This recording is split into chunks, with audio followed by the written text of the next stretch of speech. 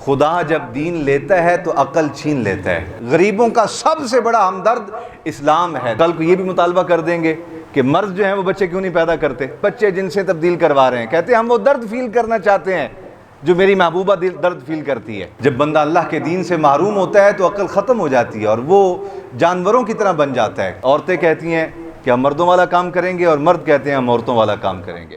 ارشاد فرمایا ان اللہ لا یستحیی ان یضرب مثلا ما بعودۃ فما فوقها۔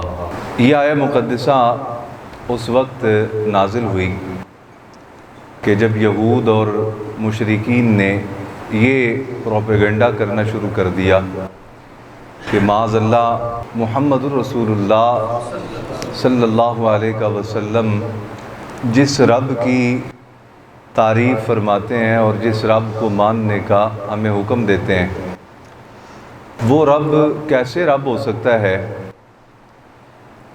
کہ وہ مچھر کی اور مکھی کی مثال بیان فرماتا ہے۔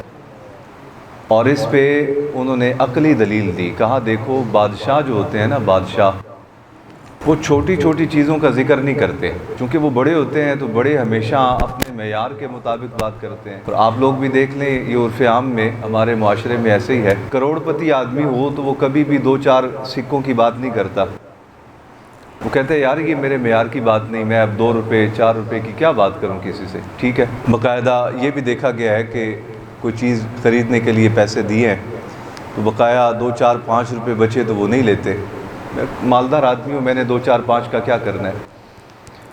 انہوں نے کہا یہود اور مشرکین نے کہ محمد صلی اللہ علیہ وسلم جس رب کو منوانا چاہتے ہیں ہم سے، اس رب کو ہم کیسے مان لیں کہ اس رب نے جو قرآن نازل کیا ہے اس میں تو وہ مکھی اور مچھر کی مثال بیان کرتا ہے۔ جب وہ رب اتنی بڑی کائنات کا اور قدرت والا رب ہے تو وہ مکھی اور مچھر کی جب بات کرتا ہے تو یہ اس بات کی دلیل ہے معاذ اللہ کہ وہ رب اس کائنات کا رب نہیں ہو سکتا۔ یہ ایک پروپیگنڈا مشرکین نے اور یہود نے شروع کیا۔ قرآن مجید فرقان حمید میں خود اللہ رب العالمین نے ارشاد فرمایا ان الذین تدعون من دون اللہ لن یخلقوا ذبابا ولو اجتمعوا لہ۔ فرمایا اللہ رب العالمین کے علاوہ تدعون من دون اللہ، جسے تم بطور عبادت پکارتے ہو، اللہ کے علاوہ جسے تم بطور عبادت بلاتے ہو، لن یخلقوا ذبابا، وہ تمہارے بنائے ہوئے خدا تو معاذ اللہ ایک مکھی نہیں بنا سکتے۔ یہ آیہ مقدسہ اللہ رب العالمین نے نازل فرمائی۔ اس آیت کے نازل کرنے کا مقصد اور معنی اور مفہوم یہ تھا کہ اے مشرکین مکہ، اے یہود، غور تو کرو اس بات پہ کہ جن کو تم خدا بنا کے بیٹھے ہو وہ تو معاذ اللہ ثم معاذ اللہ رب العالمین سے ان کا کیا موازنہ اور کیا مقابلہ۔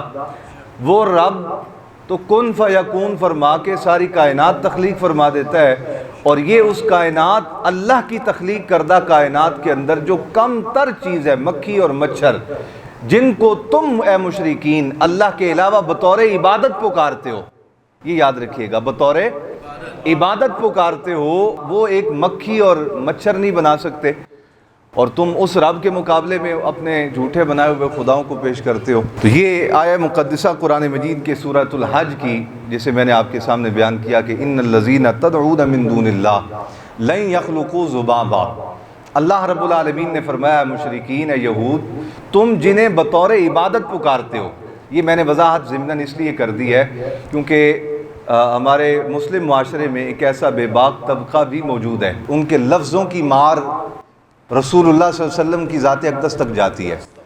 وہ بولنے پہ آتا ہے تو صحابہ و اہل بیت تو بعد کی بات ہے، وہ سرکار کی ذات کو نشانہ بنا دیتے ہیں۔ اچھا، اسی مضمون کو قرآن مجید میں ایک اور مقام پہ اللہ رب العالمین نے سورہ عنکبوت میں ارشاد فرمایا مثل الذین اتخذوا من دون اللہ اولیاء، اے لوگو، اے مشرکین، اے یہود، تم نے جسے اپنا مددگار بنا رکھا ہے اللہ کے علاوہ، فرمایا تمہاری مثال اس طرح ہے کمثل العنکبوت، جیسے کوئی بندہ اپنے رہنے کے لیے مکڑی کے جالے سے اپنا گھر بنا لے۔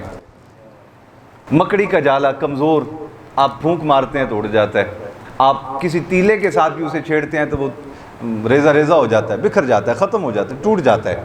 تو کہا تم اے مشرکین، اے یہود، جنہوں نے اللہ کے علاوہ دوسروں کو اپنا مددگار بنا رکھا ہے۔ مومن جو ہے نا، مسلمان، یہ اللہ کے علاوہ کسی اور کو پکار سکتے ہی نہیں بطور عبادت۔ کیوں؟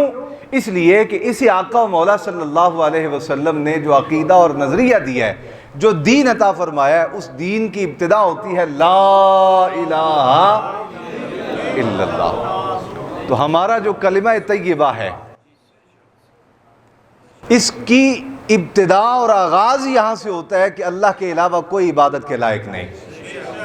جب تک ہم یہ عقیدہ اپنی زبان سے ادا نہ کریں اور دل سے اس کا اقرار نہ کر لیں، بندہ مسلمان ہو سکتا نہیں۔ تو مسلمان بطور عبادت اللہ کے علاوہ کسی کو نہیں پکار سکتا۔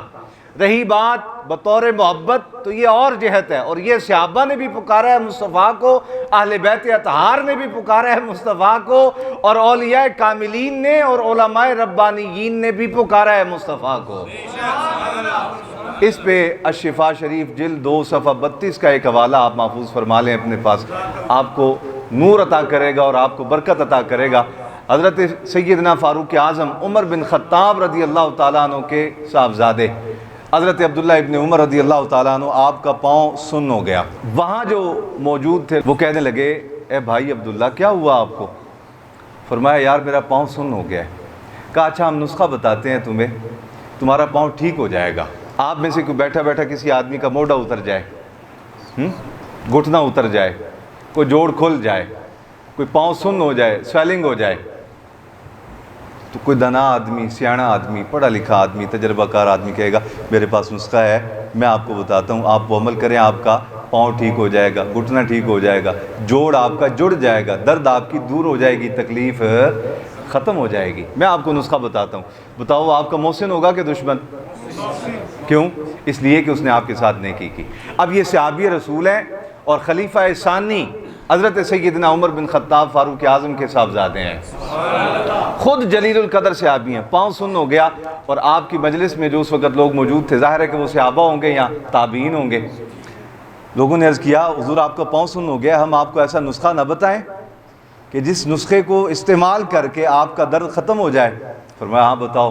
کہا آپ ایسا کریں، اس کائنات میں جو ذات آپ کو سب سے زیادہ پسندیدہ اور محبوب ہے، اس کو یاد کر کے اس کو پکاریں، اللہ آپ کی تکلیف دور کر دے گا۔ اب یہ صحابی رسول ہیں، حضرت فاروق اعظم عمر بن خطاب کے صاحبزادے ہیں، جناب عبداللہ خود صحابی ہیں۔ فرماتے ہیں جیسے ہی انہوں نے میری توجہ اس جانب دلائی تو کائنات عالم میں بعد از خدا بزرگ تو ایک قصہ مختصر، ایک ہی ذات ہے پھر کائنات میں اللہ رب العالمین کے بعد کہ جو اس حامل، اس حیثیت کی حامل ہے کہ اس سے محبت کی جائے، اس سے عقیدت رکھی جائے، اس سے پیار کیا جائے۔ کہا وہ میرے آقا محمد رسول اللہ کی ذات ہے۔ تاب بھی روایت کرتے ہیں، فرماتے ہیں جناب عبداللہ بن عمر رضی اللہ تعالیٰ عنہ نے فوراً کہا یا محمدہ۔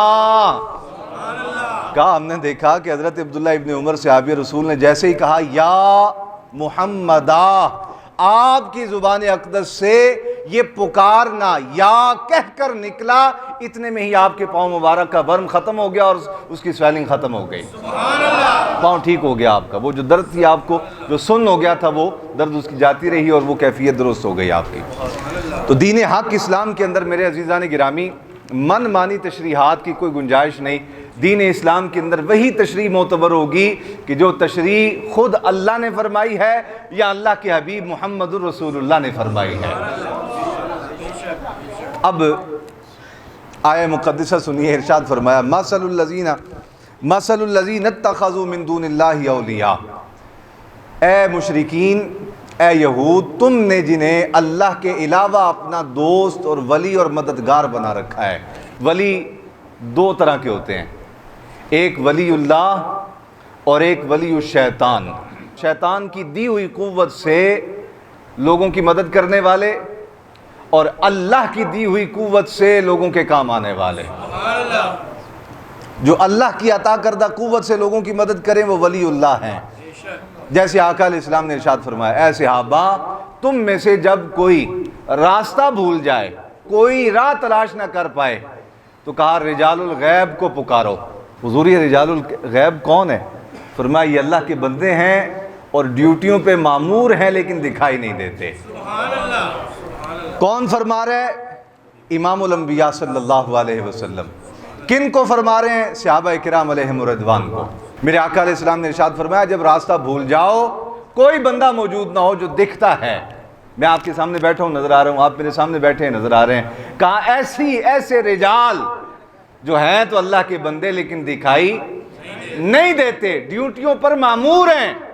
فرمایا جب تم راستہ بھول جاؤ اور پھنس جاؤ کسی جگہ تو فرمایا ان رجال الغیب کو پکارو، وہ اللہ کی عطا کردہ مدد سے تمہاری مدد کے لیے آن پہنچیں گے، اللہ کی عطا کردہ مدد سے۔ تو گویا اس سے یہ بات اسٹیبلش ہو گئی، واضح ہو گئی، پتہ چل گیا کہ ولی دو طرح کے ہوتے ہیں، ولی اللہ اور ولی الشیطان۔ ولی اللہ کی نشانی یہ ہوگی کہ وہ آقا علیہ السلام کی سنتوں پہ عمل کرنے والا ہوگا۔ میرے آقا علیہ السلام کی جو ادائیں ہیں، جو میرے آقا علیہ السلام کا طریقہ ہے، اس طریقے راستہ بناؤ، بغیر کہے راستہ بنایا تو بغیر کہے۔ نعرہ تکبیر، نعرہ رسالت، نعرہ حیدری۔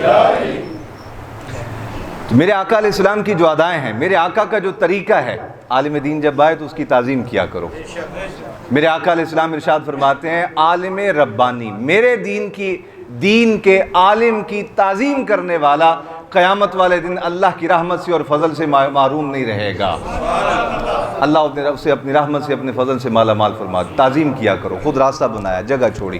عالم دین کی تعظیم کرنے والا بندہ خود گناہ گار بھی ہونا، اللہ اسے اولاد نیکوکار عطا کر دیتا ہے۔ اور ایسے لوگ بھی میری نظر میں ہیں کہ جو خود عالم تھے لیکن دیگر علماء کی توہین کیا کرتے تھے، اللہ رب العالمین نے 10 پتر بھی انہیں اگر دے دیے ہیں تو سارے کے سارے جاہل رہے ہیں، ان میں سے دین کا عالم کوئی نہیں بن سکا۔ یہ مار ہے۔ ایک دن ہم مجلس میں موجود تھے اپنے استاد گرامی حضرت شیخ الحدیث صاحب رحمۃ اللہ تعالی علیہ کی، تو آپ فرمانے لگے آپ شاگرد ہیں، میرے پڑھنے والے ہیں، علم دین پڑھ رہے ہیں، تو ایک یہ بھی عادت اپنائیں کہ زندگی میں کسی عالم کی توہین نہیں کرنی۔ بولو، کسی عالم کی توہین نہیں کرنی۔ پھر آپ خاموش ہو گئے اور آپ کی آنکھوں سے آنسو آ گئے۔ فرمایا یار میری نظر میں ایسے لوگ ہیں کہ جو عالم دین کی توہین کرتے تھے، اللہ رب العالمین نے یا تو ان کا سینہ علم سے خالی کر دیا، ایک سزا دی، اگر یہ نہیں دی تو دوسری سزا یہ دی کہ ان کی اولاد میں سے کوئی بندہ بچہ عالم نہیں بن سکا۔ یعنی یہ ورثہ رسول، جو وراثت رسول ہے علم، یہ اس بندے کی نسل میں آگے چلتی ہی نہیں کہ جو بندہ کسی عالم دین کی توہین کرنے والا ہو۔ عالم کون ہے؟ جس کے سینے میں اللہ رسول کا قرآن اور حدیث موجود ہے۔ فقط داڑھی رکھنے والا، پگڑی پہننے والا، 2 4 5 ہزار 10 ہزار کی خاطر مصلی پہ اور ممبر پہ بیٹھ جانے والا بندہ یہ عالم نہیں ہوتا۔ عالم وہ جس کی سیرت اور کردار میں رسول اللہ کا رنگ نظر آئے اور جس کی تنہائی اور مجلس میں رسول اللہ کا پیار نظر آئے۔ عالم نفرت پھیلانے والا نہیں ہوتا، عالم شر انگیز نہیں ہوتا۔ جو شر انگیز ہو وہ عالم دین نہیں۔ ایک ہوتا ہے ولی اللہ اور ایک ہے ولی الشیطان۔ جو نفرت انگیزی کرے، شر انگیزی کرے، وہ شیطان کا تو چیلا ہو سکتا ہے، رحمان کا بندہ نہیں ہو سکتا۔ تو عالم دین وہ کہ جس کے حسن سے، جس کے کردار سے، جس کی مجلس سے، جس کے گفتار سے تمہیں اللہ رسول کا پیار کی دولت اور توفیق میسر آ جائے۔ پلٹ آئیں واپس سورہ عنکبوت میں اللہ رب العالمین نے یہود اور نصارہ کو فرمایا اور مشرکین کو کہ اے مشرکین، مثل الذین اتخذوا من دون اللہ اولیاء، تم نے اللہ کو چھوڑ کر جن لوگوں کو اپنا ولی اور مددگار بنا رکھا ہے، تمہاری مثال اس بندے کی طرح ہے کمثل العنکبوت، کہ جس بندے نے اپنے رہنے کے لیے مکڑی کے جالے سے گھر بنایا ہو۔ جب یہ آیات مقدسہ اللہ رب العالمین نے نازل فرمائی یہود کو تنبیہ کرنے کے لیے اور ان کے عقیدوں کی درستگی کے لیے، تو وہ بدنصیب ایسے تھے کہ ماننے کے بجائے الٹا انہوں نے پروپیگنڈا شروع کر دیا کہ دیکھو یہ کیسا رب ہے، جس رب کا تعارف محمد رسول اللہ کرواتے ہیں، یہ رب تو مکڑی کی باتیں کرتا ہے، یہ رب تو مچھر کی باتیں کرتا ہے، مکھی کی مثالیں دیتا ہے، یہ کیسا رب ہے جس کا تعارف ہمیں کروایا جا رہا ہے۔ ایک چیز یاد رکھیں میرے عزیزوں، ہدایت والا عقل اور ہدایت والا سینہ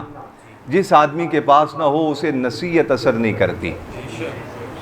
صحیح فرمایا تھا کسی نے کہ مرد ناداں پہ نصیحت اثر نہیں کرتی، نادان آدمی کو آپ سمجھاتے رہیں سمجھاتے رہیں سمجھاتے رہیں، اس کو اثر ہے۔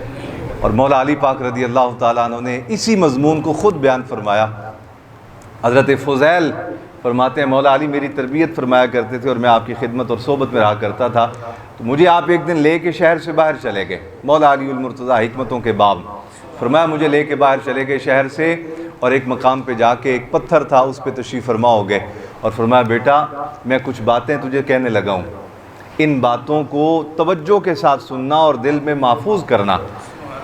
یہ بات فرما کے یعنی پوری توجہ جب میری حاصل ہو گئی تو فرمانے لگے سن، اچھے برتن وہ ہوتے ہیں کہ جو کچھ اس میں ڈالا جائے وہ محفوظ ہو جائے، اور فرمایا اچھے سینے وہ ہوتے ہیں کہ جو انہیں ہدایت کا نور عطا کیا جائے اسے ضائع نہ کریں، محفوظ کر لیں۔ گویا فضیل اس بات کا خیال رکھنا کہ جو راز جو نصیحت میں تمہیں دینے لگا ہوں اسے ضائع نہ کر دینا۔ روٹین کی بات کہ جی ہم گئے تھے جمعہ میں تقریر سننے کے لیے تو حضرت گفتگو کر رہے تھے تو بس یہ بات سنی ہے اور پھر بھول گئے، یہ نہ کرنا، کہا اسے محفوظ کرنا اپنے سینے میں۔ یعنی اچھا سینہ کس کا ہے، اچھا دل کس کا ہے، اچھا برتن کس کا ہے کہ اسے جو کچھ میسر آ جائے وہ اسے انڈیلتا ضائع نہیں کرتا، وہ اسے اپنے پاس محفوظ کر لیتا ہے۔ یہ بد نصیب تھے، کہنے لگے دیکھو کیسا رب ہے کہ جو رب مکھی کی بات کرتا ہے، جو رب مچھر کی بات کرتا ہے، جو مکڑی کے جالے کی بات کرتا ہے۔ ہم نے تو دیکھا ہے جو دنیا میں بادشاہ ہوتے ہیں وہ بادشاہ چھوٹی موٹی بے توقیر چیزوں کا ذکر ہی نہیں کرتے، وہ اپنی توہین سمجھتے ہیں۔ جب یہ بادشاہ چھوٹی چھوٹی چیزوں کا ذکر کرنا اپنی توہین سمجھتے ہیں تو وہ کیسا رب ہے، کیسا بادشاہ ہے معاذ اللہ ثم معاذ اللہ کہ جو مکھی اور مچھر اور جو ہے وہ مکڑی کے جالے کی بات بیان کرتا ہے۔ ایک بات یہاں روک کے میں آپ کو عرض کرتا ہوں، ہمسائیاں جڑیاں ہوندی ہیں نا، ہمسائیاں، میں بڑی سادی سی بات کرنے لگا ہوں، اللہ کرے آپ کو سمجھ آ جائے اور آپ اسے محفوظ کر لیں۔ ہمسائیاں جڑیاں ہوندی ہیں نا، ہمسائیاں، وہ جے کسی نے پیار کرن بھی نہ تے بس رخسار تے سیر تے میرا پتر ماشاءاللہ پتر جوان ہو گیا بڑا ہو گیا پتر، بس انہاں کی پیار ہوندا ہے۔ تے ماں جیڑی ہے وہ پیر دے نواں تو لے کے چومنا شروع کر دی اپنے پتر نو تے سر دے والاں تک چومدی ہے۔ یہ ایک تمثیل ہے، ایک مثال ہے سمجھنے کے لیے، اگر بندہ تھوڑا سا غور کرے کہ جس کا جتنا تعلق ہے اتنا وہ اس کا اظہار بھی زیادہ کرتا ہے۔ اب چونکہ یہ جو جھوٹے خدا بنے بیٹھے ہیں، جھوٹے بادشاہ بنے بیٹھے ہیں، یہ چھوٹی چیزوں کا اس لیے ذکر نہیں کرتے کہ یہ توہین سمجھتے ہیں، کہتے ہیں ہمارا کیا تعلق ہے ان سے۔ اللہ رب العالمین چونکہ کائنات کے ذرے ذرے کا خالق اور مالک ہے تو جس کا جتنا تعلق ہے اتنا ہی وہ اس کا اظہار بھی کرتا ہے۔ آئی سمجھ بات؟ ایک بات۔ دوسری بات بالکل میں اشارتاً کر کے اپنی گفتگو کو سمیٹتا ہوں، اور انشاءاللہ آئندہ جمعۃ المبارک میں اگر زندگی رہی تو اس پہ کچھ باتیں مزید عرض کروں گا۔ آج کے دور میں یہ جو میں نے گفتگو ساری بار بار تکرار کے ساتھ آپ کی خدمت میں پیش کی کہ یہود نے قرآن کی آیتوں کا مذاق اڑایا، مشرکین نے کہا یہ کیسا رب ہے جو مکھی اور مچھر کی بات کر رہے ہیں، عنکبوت کی بات کرتا ہے، ذبابہ کی بات کرتا ہے، یہ کیسا رب ہے؟ یہ سارے اعتراضات کس بنیاد پہ کیے؟ اپنی عقل کی بنیاد پہ۔ میرے عزیزان گرامی، آج کے دور میں جو لوگ الہاد کا شکار ہوئے اور دین حق اسلام پر معترض ہوئے، اعتراض کرنے والے، یہ سارے کے سارے وہ لوگ ہیں کہ جو عقلی دلیل کی بنیاد پہ رد کرتے ہیں۔ دیکھو ایک واویلا کیا جاتا ہے مثال کے طور پہ، کہا جاتا ہے دیکھو عید قربان آنے والی آگے کہ جناب قربانی کیا کرنی ہے، آپ یہ پیسے جو ہیں وہ کسی غریب کو دے دیں۔ حج کا موقع آتا ہے تو کہتے ہیں حج کیا کرنا ہے، کسی پیسے غریب کو دے دیں۔ دیکھو غریب کی بیٹیاں جو ہیں وہ نکاح کے لیے بیٹھی ہوئی ہیں، ان کے پاس جہیز نہیں، رخصتی کے پیسے نہیں، آپ حج کیے جا رہے ہیں، آپ قربانیوں پہ قربانیاں کیے جا رہے ہیں۔ دیکھو یہ کوئی دنائی نہیں، یہ کوئی شرافت نہیں جو کچھ آپ کر رہے ہیں۔ آپ جب 4 کروڑ کی گاڑی خریدتے ہیں اس وقت آپ کو غریب کی بیٹی کیوں نہیں یاد آتی؟ ایک سوال ہے نا۔ جب آپ کا بچہ آپ سے ڈیمانڈ کرتا ہے کہ ابا جی میں نے ایپل فلاں لینا ہے اور ابا جی میں نے اتنے لاکھ کا موبائل نیا آیا وہ لینا ہے، تو آپ کو اس وقت غریب کا بچہ کیوں نہیں یاد آتا؟ ایک 40,000 50,000 کا یا جو ہے وہ 24,000 کا گائے کا حصہ ڈلتے ہوئے آپ کو یاد آ جاتا ہے کہ غریب کے بچے کو کیوں نہیں دیا گیا۔ یہ سارے دیکھو قربانی ہو اس میں بھی فائدہ اللہ کی مخلوق کا ہے۔ یار ہمیں تو آقا علیہ السلام نے یہ دین عطا فرمایا جب اللہ کی راہ میں قربانی کرو تو اس قربانی کے کتنے حصے کرو؟ 3۔ ایک حصہ خود کھاؤ، ایک حصہ رشتہ داروں کو دو، اور ایک حصہ بن مانگے غریبوں تک ان تک پہنچا دو۔ تو قربانی کا فائدہ کس کو ہوتا ہے؟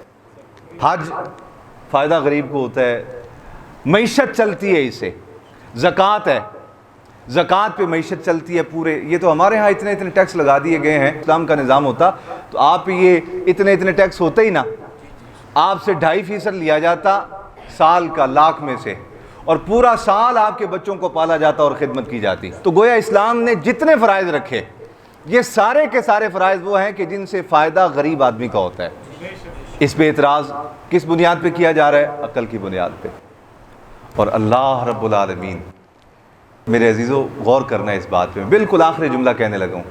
وہ رب جو کن فرما کے ساری کائنات کو تخلیق کر سکتا ہے، وہ ایک غریب محنت کش کو کن فرما کے ارب پتی اور کروڑ پتی نہیں بنا سکتا؟ آپ کہاں سے ٹھیکیدار آ گئے ہیں ان غریبوں کے؟ آپ کہاں سے ہمدرد پیدا ہو گئے ان غریبوں کے؟ غریبوں کا سب سے بڑا ہمدرد اسلام ہے، دین حق اسلام. غریبوں کا سب سے بڑا ہمدرد اللہ کا قرآن ہے اور اللہ کے عطا کردہ نظام ہے. اصل بات یہ ہے میرے عزیزو کہ اللہ رب العالمین نے ہر ایک کے لیے مختلف درجات رکھے ہیں. اس طرح اگر یہ اعتراضات آج کے جو ملحدین ہیں اور اس زمانے کے جو مشرکین تھے، اگر ان کی عقل کے مطابق پیمانے پہ تول کے، تو کل کو یہ بھی مطالبہ کر دیں گے کہ مرد جو ہیں وہ بچے کیوں نہیں پیدا کرتے. اور ہوا ہے جنس تبدیل کیوں کروائی جا رہی ہے لوگوں کی؟ کیوں لوگ اپنی جنس سے تبدیل کروا رہے ہیں؟ کس بنیاد پہ؟ شوق ہے کہ ہم بھی عورت بننا چاہتے ہیں، ہم بھی وہ درد محسوس کرنا چاہتے ہیں کہ جو ایک عورت محسوس کرتی ہے. آپ کے معاشرے میں سب کچھ ہو رہا ہے، یہ پتہ نہیں آپ کو پتہ ہے کہ نہیں. آپ کے معاشرے میں ہو رہا ہے، بچے جن سے تبدیل کروا رہے ہیں، کہتے ہیں ہم وہ درد فیل کرنا چاہتے ہیں جو میری محبوبہ درد فیل کرتی ہے. میرے عزیزان گرامی، ایک وقت آنا ہے خدا جب دین لیتا ہے تو عقل چھین لیتا ہے. جب بندہ اللہ کے دین سے محروم ہوتا ہے تو عقل ختم ہو جاتی ہے اور وہ جانوروں کی طرح بن جاتا ہے، کل انعام، جانوروں کی طرح ہو جاتا ہے. اور پھر یہ کیفیت پیدا ہو جاتی ہے کہ وہ عقل کے ذریعے اعتراض کرتے کرتے کرتے کرتے اس مقام تک آ جاتا ہے کہ عورتیں کہتی ہیں کہ ہم مردوں والا کام کریں گے اور مرد کہتے ہیں ہم عورتوں والا کام کریں گے. نجات کس میں ہے؟ اللہ رب العالمین کے نازل کردہ قرآن میں. نجات کس میں ہے؟ اللہ کے نازل کردہ نظام میں. انشاءاللہ تعالی آئندہ جمعۃ المبارک اس پہ مزید گفتگو عرض کروں گا. وآخر دعوانا الحمدللہ رب العالمین.